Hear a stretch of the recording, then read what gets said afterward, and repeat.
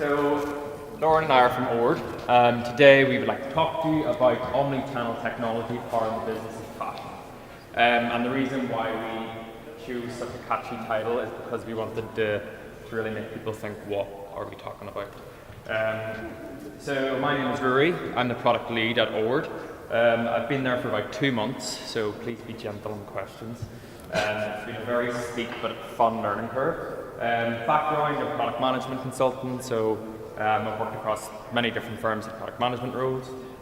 And I'm Mirynowski. I am the UX designer at Ord, and I've been with Ord for over a year now. And prior to moving into UX, I spent over 12 years working in fashion wholesale showrooms. So lots of understanding and connection with who our users are.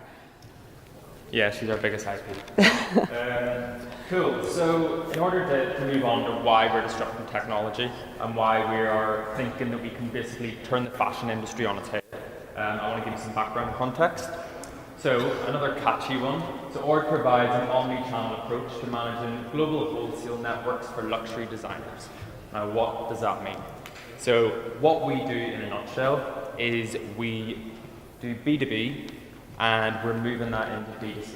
So basically we work with designers, we take collections from them, we use technology to produce assets, we put them on our platform and then provide global online showrooms to buyers. So what does that mean? It means that instead of having different types of fashion showrooms and stuff, you can now go online and do this. Because we're omni-channel and because we are pretty much a niche market with the technology that we have, it means now that we can also move into this B2C world where we can actually start to serve customers directly. So omni-channel, what exactly do I mean? It means that the products that we get, we can sell by any means. So online marketplace, e-commerce, actually bricks and mortar store, word of mouth and social networks. So basically we use every channel possible in order to market how we do things. So where did it all start? First of all, it started with Simon. So he's our founder. He's seen a massive gap in the market. So a little bit of background to him. So he's founded Mercedes-Benz Australia Fashion Week. When he was in Australia, he realised that there was no fashion week. If he wanted to do anything, he would have to go to New York, Paris, Milan. There was a massive struggle for that side of the world basically to penetrate the fashion industry. So anyone in the APAC markets, anyone in Australia, they couldn't compete with the massive designers in New York. They couldn't fly to every fashion show and make sure that their collections were being seen. So how were they actually going to do business in the fashion world? And not only that there, but think about the time and the cost and also the environmental of having to fly all across the world to be able to see these things and bring kind of fashion into their market. So, a life of a buyer. In this context, a buyer is basically, if you go into Harrods or Selfridges or even ASOS, if you're looking online, a buyer is that kind of person who looks at the market, looks at the trends and says, okay, this is cool, this season's all about blue, let's buy everything in blue and put it in the stores. So that's basically what a buyer does. That's kind of like the end journey for them. So where did they start? So if you think about it, we know the 4 main fashion kind of markets, so London, New York, Milan, Paris. But on top of that, there are up to maybe 100, 200 other annual fashion markets. So shows that happen all around the world, fashion weeks, 20 global destinations everywhere. For one buyer, you could spend up to 50 hours a week in appointments, talking with designers, talking with different people. So that's basically your entire week. Crowded runway shows, trying to see what the latest fashion is. Hundreds of amateur mobile photos, so taking photos of this, taking photos of that, trying to basically take as much information as possible. So imagine losing your phone on the very last day of fashion week, not ideal. And then endless line sheets, lookbooks, scribbled notes, order deadlines. All of this basically equates to after a week of trekking around the city that you have no idea, meeting hundreds of people, taking loads of photos. Now my job is I have to think, what do people want to buy? So what does the everyday person want to buy and where? How can I do that when I can't remember what I did on Monday? So why is that a huge challenge? So even though fashion for most of us is pretty fast, so this is how we're going to be outdated next week, I'll have to go and buy something else. We're constantly trying to update our wardrobes and like look the best. But fashion is actually really old school as an industry. Because of the nature of our business, we work with all sides. We work with designers, we work with buyers, we work with customers. So that kind of divides the problem in two for us. So designers are fearful of the digital world and digital marketing because how do they give the brand experience to the customers? So for example, if this is online, how do you know that it's stretchy? How do you know that it's ribbed? How do you know what it feels like? How can you actually make an informed decision of, I want to buy that? In 2014, only 40% of luxury retailers, only 60% of luxury retailers sold online, so 40 didn't. Thinking has evolved, so the likes of Farfetch, Net-a-Porter, so now people will think nothing of going on and buying an expensive handbag online. They don't need that reassurance, they don't need that face-to-face customer value, and they can just do that. And then on the flip side, buyers are set in their old ways. So really, before we came on board, the most tech-savvy way of doing this type of stuff was Excel. So this really brought around the question, how can we effectively and sustainably showcase designer collections in a modern digital world? I'm going to pass you over to Lauren, who hopefully will answer that. Okay, great. So now, next, I'm going to talk about the disruption, which is the fun part. So how we're using tech to disrupt the industry. So essentially to communicate details of luxury items. Now we're talking like jacquard fabrics, embellishments, sequins, like, couture garments that cost thousands of dollars. How do you just put that online and sell that experience? And we couldn't photograph it in a traditional way to put on an online wholesale showroom because a traditional like e-commerce shoot, sometimes it takes them a whole day and they only capture 12 products. So essentially when you, to kind of rewind, when you're in a wholesale environment, a designer will get a sample for a product only 24 to 48 hours before they open market and start selling to buyers and appointments. So if you only shoot 12 products in a day, and you have a collection that's hundreds of products, how the heck are you going to get it or transform it and put it online? So we kind of had to come up with a new idea.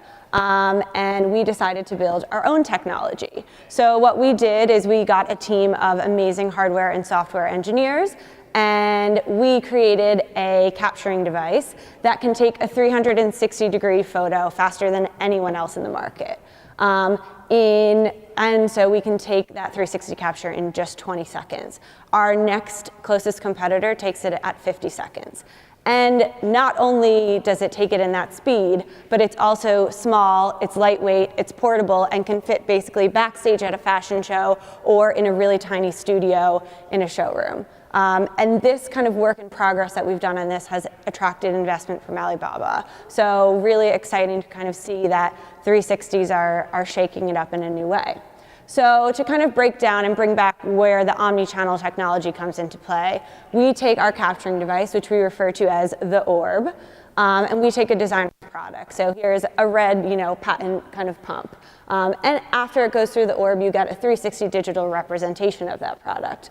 From there, we can take it and put it on our ord.com luxury showrooms. But it's available right away, so if a designer wants to move it into an e-commerce setting, they can use it in store on a touchscreen, they can use it on a pre-ordering app that we're offering to kind of facilitate relationships between designers and VIP clients, and they can use it in marketing on Instagram and social media and all the things that compel customers to buy. So here's kind of the omni-channel experience, but you're going to say, okay, great, a 360 photo, that's not that new. What's so exciting about this?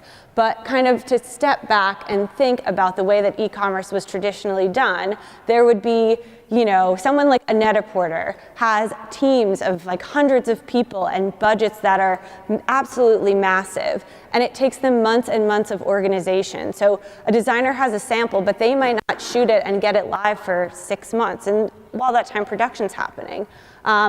But it's just like not everybody has the resources to have an in-house studio and professional photographers and equipment and retouchers. Whereas if we can take the photography and move it all the way up to the front of the process, and take a 360 e-commerce ready quality photo at the inception of the sample, essentially we can kind of streamline the whole environment and democratize kind of online photography for everybody. So someone like an emerging designer who doesn't have the resources can now compete in this world and also monetize like pre-production. So it opens up and kind of it really changes the way that the industry can possibly work.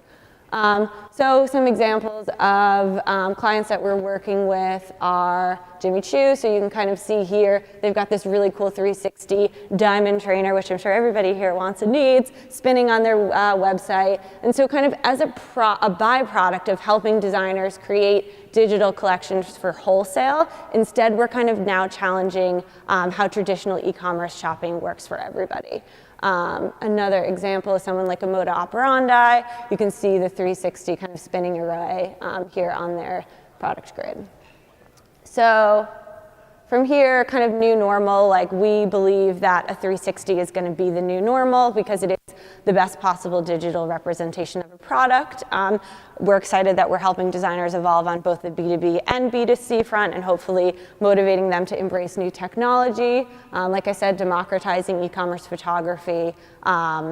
And hopefully by giving buyers the tools to kind of place orders remotely at the start of the process with confidence, we can also possibly help the industry move in a more sustainable way. So, you know, if you're buying remotely, that could mean less travel, less carbon emissions, like, you know, or getting your product out there digitally to consumers.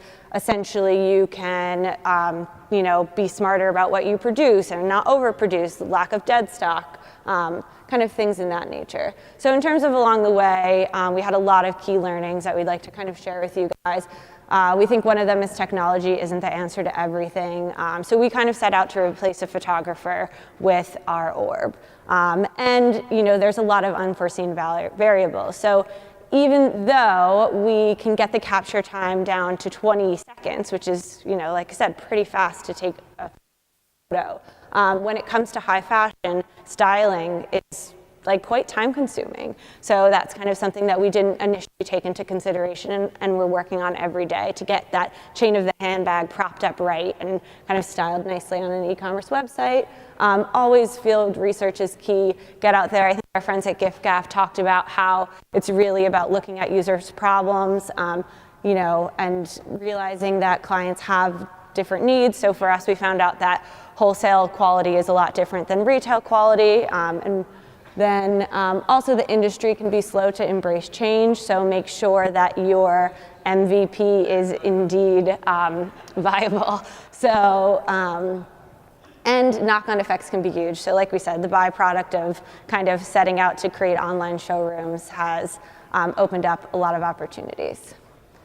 So the future for us, the next kind of things that we're working on are ERP integration, so kind of taking all of the product data, making sure that it goes as seamlessly as possible from our system into a designer system, things like machine learning, so we can get that machine to basically act as the photographer and know when the shoe is red or if it's patent or if it's feathered or whatever it is, kind of work to kind of teach it and evolve in that sense. And then also authentication factors, working with Alibaba, we know that counterfeiting is a huge issue in China, so kind of how can we utilize 360s and bring in kind of RFID and NFC technology to kind of make, you know, prevent those things from happening.